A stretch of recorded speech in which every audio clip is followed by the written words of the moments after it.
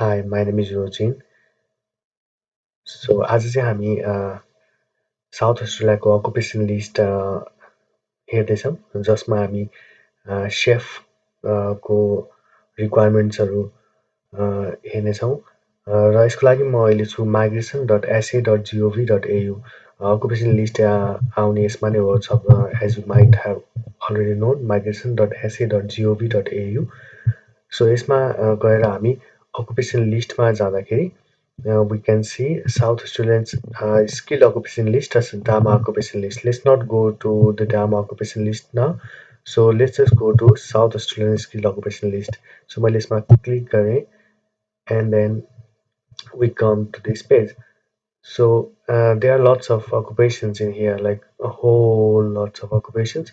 So यसमा हामी चाहिँ आज चाहिँ chef को requirements हेर्छौँ यसमा हामी टाइप गरौँ CHEF chef and then we got it. It is in the occupation list as you can see here. ल अब यसमा छ साउथ अस्ट्रेलियन ग्रेजुएट्सको बारेमा छ फर्स्टमा साउथ अस्ट्रेलियन ग्रेजुएट्सको लागि रिक्वायरमेन्ट के छ त so the minimum required point is 65 अनि त्यस पछाडि we can apply for 190 or 491 if we are eligible so सेफको स्किल लेभल चाहिँ 2 हो सो अब यसमा लेखेको छ see nomination requirement published on the South Australian graduates page so सुरुमा यसमै जाम यसमा म राइट क्लिक गरेर I'll go to the South Australian graduates page. यसमा के भनेको छ त भन्दाखेरि international graduate who have studied in South Australia may be eligible for skill nomination as a skilled migrant faster than other candidates. So South अस्ट्रेलियामै पढेकोहरूलाई चाहिँ उनीहरूले चाहिँ प्रायोरिटी दिएको छ high performing graduates may also benefit from certain concessions or waivers under this stream. So अब eligibility guidelines चाहिँ के छ त भन्दाखेरि So check if a nominated occupation is eligible under the South Australian graduates scheme on South Australia skill occupation list. Our chef occupation So currently live and working South Australia. So we have to be working and living in South Australia first.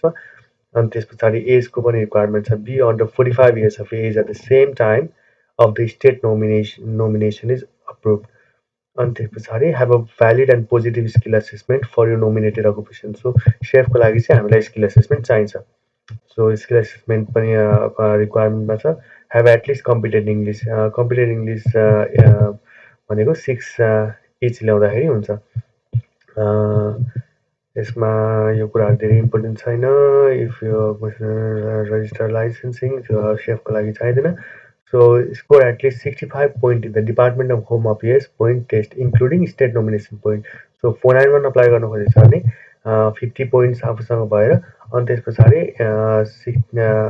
अरु point चाहिँ state स्पोन्सरशिपबाट 15 point आएर 65 point आयो भने you will be eligible 190 गरेको छ भने अथवा try गर्नेवाला छ भने 60 पोइन्ट आएर अनि 5 पोइन्ट चाहिँ स्टेट नोमिनेसन पोइन्टबाट आएर 65 पोइन्ट भयो भने यु विल बी एलिजिबल अनि अर्को पोइन्टमा छ have completed your qualification at South Australian higher education provider and meet the following study requirement.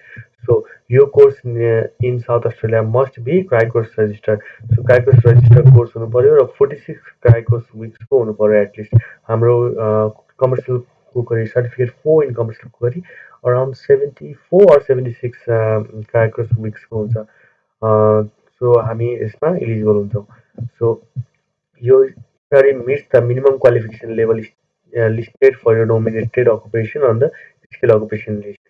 So यो पनि हामी requirement पुरा हुन्छ हाम्रो certificate 4 पढिसके पछाडि a minimum of 50% of your qualification must have been completed in South Australia.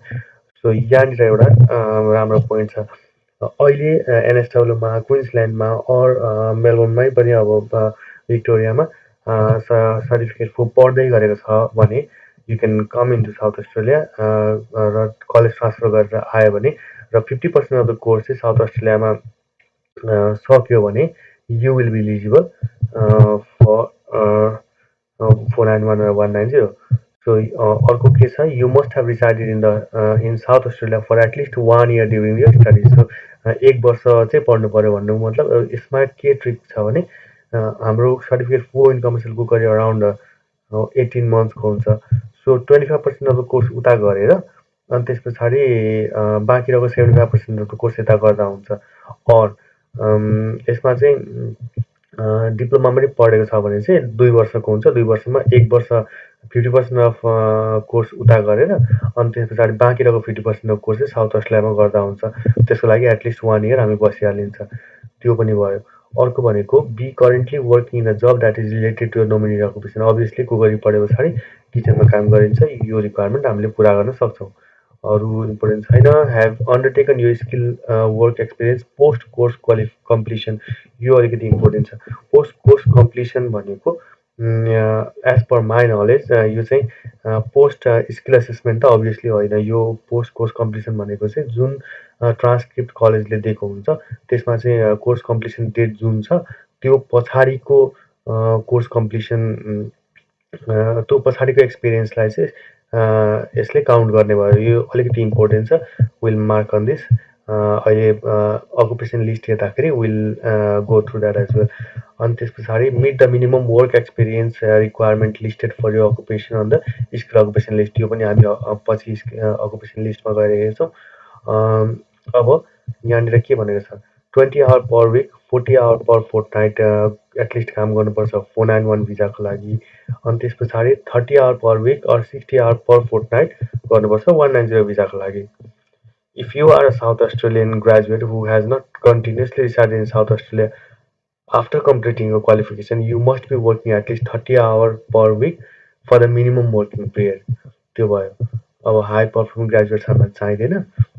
अब let's go to the skill occupation list. So यसमा के भनेको छ 190 को लागि permanent subclass 190 visa. So good news चाहिँ यो छ कि हामीले अब चाहिँ ग्रेटर एडिलेडमा बसेर पनि 190 भिजा अप्लाई गर्न सक्छौँ। सो यसको लागि छ requirement you have been working in your nominated occupation or related occupation for the last 18 months in greater Adelaide. हो अब यहाँ छ यसको for the last 18 months in greater Adelaide भनेको छ। भन्नुको मतलब यहाँनिर एउटा के थियो भन्दा अघिको कुरा have undertaken a skilled work experience post course completion. So पढाइ सकिसके पछाडि चाहिँ 18 मन्थ्स चाहिँ ग्रेट एडिलेडमा काम गर्नुपर्छ। सो यसको लागि अर्को के छ भने हामीलाई स्किल एसेसमेन्ट गर्न जेआरपीको थ्रुबाट जाँदाखेरि एटलिस्ट 12 मन्थ्स लागिहाल्छ। अनि त्यस पछाडि स्किल एसेसमेन्टको रिजल्ट आउँदा अनि त्यस पछाडि 191 लागि प्रिपेयर गर्दा डकुमेन्टेसन गर्दा स्टार्ट गर्दाखेरि अराउन्ड 2-3 मन्थ्स लागिहाल्छ। भन्नुको मतलब हामीले चाहिँ स्किल एसेसमेन्ट सक्दा नसक्दा लगभग यो 18 मन्थ्सको रिक्वायरमेन्ट हामीले पुरा गर्छौँ। अर अर्को पोइन्ट के छ 6 months in outer regional South Australia. यो पनि पोस्ट कोर्स कम्प्लिसन हुन्छ। यो 6 months in regional South Australia भनेको पोस्ट सर्टिफिकेट 4 पढिसकेर रिजनल गयो भने अनि त्यस पछाडि स्किल एसेसमेन्ट पनि गर्दै गऱ्यो जेआरपीको थ्रुबाट स्किल एसेसमेन्ट गर्दै गऱ्यो विदिन द्याट टाइम 6 मन्थ्स हामीले रिजनल साउथ अस्ट्रेलियामा काम गरि नै हाल्छौँ। त्यो हुने बित्तिकै हामी इलिजिबल हुन्छौँ। तर यसको लागि चाहिँ अब जेआरपीको लागि मिनिमम 12 मन्थ्स लाग्ने भएको कारणले गर्दाखेरि स्किल एसेसमेन्ट आउँदाखेरि हामीले 12 महिना काम गरिसकेको हुन्छौँ। त्यो चाहिँ अब you have to keep in mind. अब अर्को छ provisional subclass 491 visa. You have been working in your nominated occupation or related occupation for the last 12 months in Greater Adelaide or 3 months in regional South Australia. यो पनि त्यही हो 12 months in Greater Adelaide भनेको यो चाहिँ exactly हामीले चाहिँ skill assessment सक्दाखेरि एक्ज्याक्टली 12 मन्थ्स भइसक्छ। अनि त्यस पछाडि हामी इलिजिबल पनि एट द सेम टाइम हुन्छौँ। Or 3 months in regional South Australia यो अब सिमिलर भइहाल्यो। अनि अर्को पोइन्ट के छ you must have completed a commercial cookery qualification SA that meets the South Australian study requirement. त्यही साउथ अस्ट्रेलियन स्टडी रिक्वायरमेन्ट हामीले यहाँ हेरेको छौँ। यो सबै कुराहरू हामीले पुरा गर्नुपर्छ। यो पुलिस प्राइभेट पढ्नु पऱ्यो। Minimum of 50% of qualification has been completed in South Australia. You must have resided in South Australia for at least 1 year during your studies. यी कुराहरू छ। यो भयो साउथ अस्ट्रेलियन ग्रेजुएटलाई। अब त्यो भनेको वर्किङ इन साउथ अस्ट्रेलिया। तपाईँले एनएसडब्ल्यूमा अथवा अरू कुनै स्टेटमा चाहिँ कमर्सियल कुकरी सकेर अनि त्यस पछाडि एडलेड आउनुभयो अथवा साउथ अस्ट्रेलिया आउनुभयो भने चाहिँ के हुन्छ त भन्दाखेरि यसमा पनि सेम थिङ छ। 18 months इन ग्रेटर एडिलेडमा काम गरिसके पछाडि यु विल बी इलिजिबल। यसको चाहिँ सिमिलर छ। यहाँ साउथ अस्ट्रेलियामा पढेकोले पनि 18 मन्थ्स नै छ इन ग्रेटर एडिलेडमा काम गर्नुपर्ने। बाहिर पढेर आएकोहरूले पनि 18 मन्थ्स इन ग्रेटर एडिलेड यही नै छ, एउटै छ। तर अब यहाँ अलिकति के छ, 12 months in regional South Australia भनेर भनेको छ। यो चाहिँ पहिले यहीँ पढेकोहरूलाई चाहिँ 6 months in regional South Australia काम गर्दा हुन्थ्यो भने अब बाहिर पढेर आएकोहरूले चाहिँ 12 months in regional South Australia चाहिँ काम गर्नुपर्छ। सो 491 को लागि के छ भन्दाखेरि 12 महिना काम गरेको हुनु पर्यो ग्रेटर एडिलेडमा, or 6 months in outer regional South Australia. अब यहाँ अर्को पोइन्ट छ 491 को लागि, all greater Adelaide applicants must be working at least 35 hours per week or 70 hours per fortnight. So immigration पर्पजको लागि चाहिँ फुल टाइम भनेको चाहिँ 35 आवर भनेर भन्छ। स्किल एसेसमेन्ट पर्पजको लागि फुल टाइम भनेको छ। जस्तै तपाईँले आरपिएलबाट स्किल एसेसमेन्ट गर्दै हुनुहुन्छ भने चाहिँ फुल टाइम चाहिँ 37.5 आवर भनेर राखेको हुन्छ। यो 35 आवर चाहिँ इमिग्रेसनको लागि 35 hour is full time or 40 hour per fortnight. So temporary skill shortage visa 482, let's not go through this, यहाँ हामीलाई चाहिँदैन। लङ टर्म रेजिडेन्ट, यहाँ छ एउटा point, long term see nomination requirements published on the long term resident page. Long term resident पेजलाई हामी हेरौँ। Long term रेजिडेन्टको एउटा कुरा के छ भने मैले तपाईँलाई देखाउन खोजेको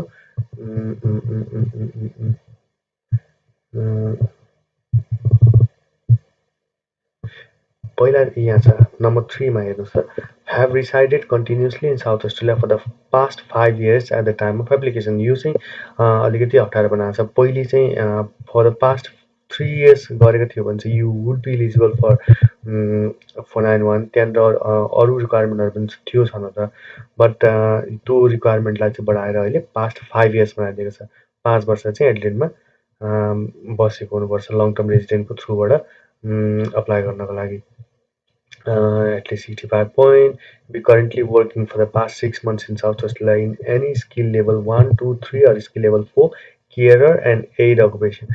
So carer काम गर्दा पनि हुन्छ, तर अब you have to work, you have to be in South Australia for at least 5 years। त्यही कुराहरू नै छ। 12 months experience 491 को लागि 20 hours per week, 40 hours fortnight, 190 को लागि 30 hours per week, 60 hours fortnight।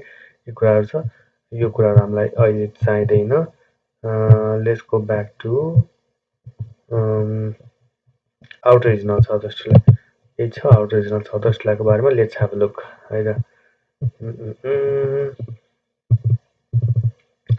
Check if a nominated occupation is eligible under the outer regional South Australia stream on South Australia's skilled occupation list। यो छ currently live and work in outer regional South Australia, be under 45 years of age, skill assessment चाहियो, competent English चाहियो, 65 point चाहियो, have been working for the past 6 months in outer regional South Australia in any job, does not need to be related to your occupation। During these 6 months, you must have worked at least 30 hours per week or 60 hours per fortnight भनेछ। अब यो हामीले चाहिँ यहाँनिर पुगिसकेर skill assessment लिएर outer regional गएर चाहिँ जुनसुकै काम गरे पनि 30 hour per week or 60 hour per fortnight गऱ्यो 6 मन्थ्सको लागि भने we might be eligible for 491। यो कुरा छ। त्यही नै छ। यो इम्प्लोयरको अलिअलि रिक्वायरमेन्टहरू छ। यो you can go to the migration.ac.gov.au अनि त्यस पछाडि you can see it in here. Be a business 12 महिनाभन्दा अगाडिदेखि इस्टाब्लिस बिजनेस हुनुपर्छ। बिजनेसको कुनै पनि चाहिँ नेगेटिभ न्युज हुनु भएन। Good standing and there must be no adverse information about the business. ती कुराहरू छ। यो कुराहरू हामीलाई त्यति चाहिँदैन। सो अहिलेलाई त्यही हो मैले हाइलाइट गर्न खोजेको गुड न्युज भनेको चाहिँ साउथ अस्ट्रेलियामा ग्रेटर एडिलेडमै बसेर पनि you will be eligible for 190। त्यो चाहिँ एकदमै गुड न्युज छ। You might have to work on it. अब अरू कुराहरू भनेको पढ्दै गए पछाडि टाइम बित्दै गए पछाडि you will fulfil everything. So मैले देखाउन खोजेको कुराहरू यही हो। You can also go through the migration.sa.gov.au You can have a look. अरू कन्सल्टेन्सीहरूको दुनियाँ एजेन्टहरूको साइटहरूमा धेरै कुराहरू हुन्छ। त्यो कुराहरू लाई विश्वास गर्नुभन्दा पहिला चाहिँ migration dot SA dot G O V dot एयुमै गएर हेर्नु होला। अनि त्यस पछाडि you can get to know about यो अकुपेसन्स एज वेल। अरू अकुपेसनको बारेमा हेर्दा पनि हुन्छ, तर म आफू पनि सेफ भएको कारणले गर्दाखेरि र यसमै चाहिँ यहाँ मैले चाहिँ पिआरको पाथवे खोजिराखेको कारणले गर्दाखेरि चाहिँ I am more interested in chef skill assessment or chef को PR pathway. So I was trying to go through it अनि मैले जाने कुराहरू तपाईँलाई देखाउन पनि खोजेको by saying that यो सबै कुराहरू अब हुन त सबै कुराहरू वेबसाइटमा छ, तर मैले देखाएको कुराहरूलाई पनि फुल्ली रिलाइ नगरिकन you must go through migration agent and then get proper suggestions. After all, it's about your career and your future in South Australia or even Australia. So that's it for today, guys. We'll see you next time.